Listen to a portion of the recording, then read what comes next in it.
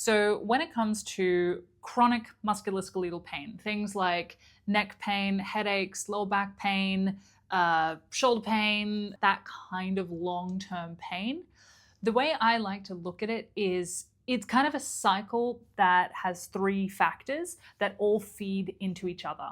So those three factors are tension, pain, stress.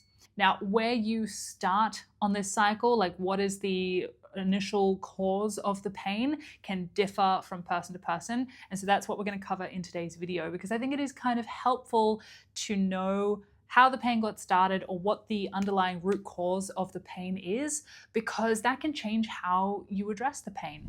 So I want to give some very general examples of what it looks like for each of these different underlying causes. And what you can do about it. The first being tension. Tension in the muscles or the fascia or the tendons, tension in the soft tissues of the body. A really good example of that is someone who works at a desk. Someone who's sitting for really long periods of time, they tend to have a lot of passive tension in their muscles. They're kind of holding tension in their muscles for hours and hours and hours, all day, every day. And so the brain kind of gets into this really strong habit of continuously holding that tension. I think we all know what it feels like to sit at your desk and be concentrating on something, and you're sort of focusing so hard that you don't even realize that your shoulders are like up here, and they probably have been for hours. And then it kind of takes a little bit of effort to actually like consciously let go of them. And that can sort of ramp up to the point where a person may actually forget what it feels like to let go of tension. It then becomes sort of their new normal, like their baseline, to just have constant tension in their muscles.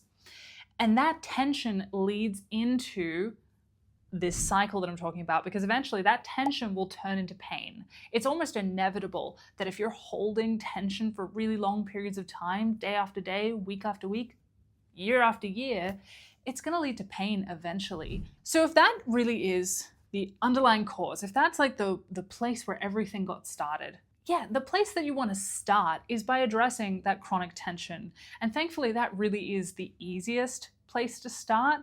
That's where I will use mostly massage. So the neuro-myofascial release technique is fantastic for identifying those points of tension in the body and helping the brain recognize the tension and actually release it itself. Okay, but what if that's not how it started for you? The other way, and I think the way that can get overlooked quite often when it comes to physical therapy, is mental stress. Because mental stress will have an effect on the body. If you are stressed, particularly chronic stress that is going on for long periods of time, your body's going to be having fight and flight protective responses. And quite often, one of those responses, not the only one, but one of them will be muscular tension. And then chronic long-term muscular tension caused by chronic long-term mental stress leads into pain. And then the pain causes you more stress. And then the stress causes you more tension, and then more pain, and then more stress. Fear leads to anger. Anger leads to hate. Hate leads to suffering. And around you go. You just started in a different place. So if I were to approach this kind of person who their problem started with mental stress, if I were to approach them exactly the same way that I approach someone whose pain started with physical tension, yes, I could release the tension and that would reduce the pain, but it doesn't address the mental stress that was causing the tension in the first place. So they would feel better after the massage, but then a day or two later, whatever is stressing them out is going to kickstart that cycle again. And then they're just back at square one.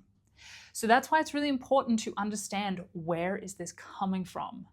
The person who was sitting at a desk, they can be given exercises, they can be given physical treatments, they can be given tools to address that chronic tension that's coming from sitting long hours. That's pretty simple. But those tools aren't going to work as well for someone whose chronic stress is the thing that's causing the tension, that's causing the pain. So that's where the counseling comes in. That's why it's so effective to address someone's mental state, to treat a person as a whole. Their mind is where the tension is coming from. Treat what's going on in the mind. Once you reduce that stress, that's going to reduce the physical effects of the stress, being the tension, and the tension is then going to reduce the pain. So that's how you can break the cycle, by addressing someone's mental state. Now, that is not to say that you wouldn't also treat their physical body. Of course you can. Symptoms treatment, symptoms management is a really important part of managing chronic pain. You don't want to just ignore their body just because that might not be the root cause of the pain. You want to address their physical pain, give them a break, give them some relief, while also addressing their mental and emotional health. Okay, now, there is a third scenario. Obviously, there's endless scenarios, but these are sort of, I'm trying to categorize them into 3 general groups. Third scenario, which I see very often, is someone who's had, say, an injury or a history of pain, and by the time they come to me, they're really, the pain that they're experiencing is the source of stress.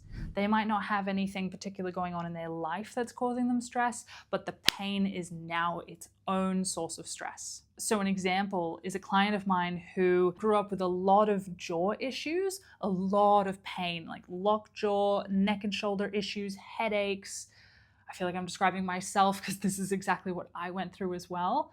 But for this client, by the time she came to see me, she was in so much pain. We did treat her tension first using neuro-myofascial release to relieve the tension in her fascia and her muscles, and that did give her relief.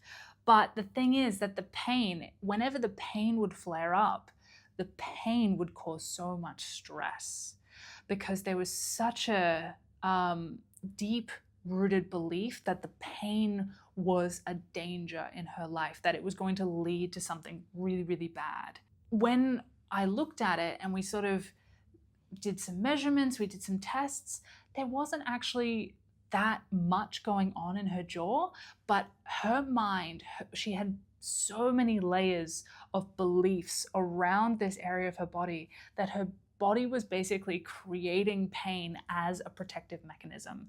But the thing was, when she felt the pain, then she also felt the fear. This is where getting in between the pain and the stress, that's where you really want to focus on breaking down that relationship, that sort of automatic knee-jerk response of fear in reaction to pain. And that's where you can use chronic pain education as a way to help the client reduce that stress response. And therefore, when they experience pain, because chronic pain isn't just going to disappear overnight, you do need to help the client find comfort within discomfort. So that when you're experiencing the pain, it doesn't trigger as much fear and adrenaline and fight and flight. And therefore, the person doesn't become so stressed and worked up, and then they don't end up in more tension. Because of course, if you're afraid of something, you're going to have a response of fight and flight, of tension. And then that tension is actually going to end up making the pain that you're experiencing worse. And so that's when you get, again, stuck in this pattern or this cycle of pain leading to stress, fear, anxiety, frustration, leading into physical tension. And so when that tension gets going, it's going to add to the pain that you're already feeling, exacerbate it. It's going to make it even worse. So for this client, the most important thing was addressing the fear and the anxiety that she had surrounding her jaw. And so we did that by using a combination of massage, but also counseling and mental techniques of helping her change the relationship that she had with this part of her body. And that worked. It worked so well. But why it worked was because we didn't just address the pain that she was feeling in her jaw, we addressed her mental state as well. She described how a lot of that pain just dropped away because the story fell away. So as you can see, there are a lot of different factors in chronic pain other than just the physical body. I always always do whatever I can to address the physical pain, relieve the tension, give the client relief, give them exercises and whatever they need for their physical body. But ever since I started also working with the mind and the beliefs and education around pain and the nervous system, that has become so effective that I'll never go back. It's become so obvious how important those factors are.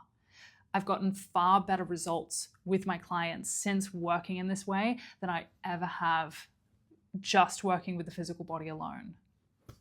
Obviously, this isn't for everyone. I think that that's why there are so many different health modalities out there, because there is a different path for every person. But if any of what I said in this video resonates with you, if any of it makes sense, and you want to explore further, do feel free to head over to my website. Or if you want to find out more information, I am uploading more videos to YouTube. So if you want to subscribe to my YouTube channel, please do. Other than that, thank you so much for being here, and I will see you in the next one.